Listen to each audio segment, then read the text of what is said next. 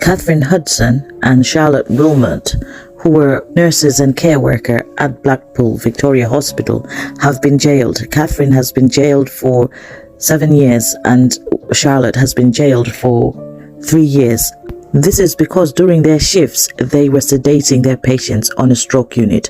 Patients that had suffered strokes. Whenever they felt like they didn't want to work that day, patients they considered difficult, they would give them doses of strong Class C medication. One of the medications was called Zopicon, a Class C drug that was potentially life-threatening. They were also stealing and giving out midazolam to the patients.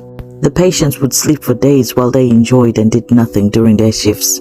They were doing this and putting patients' lives at risk and in danger just so they could have easy shifts. But they were discovered when a student nurse was on shift and saw what they were doing. And Catherine even suggested to the student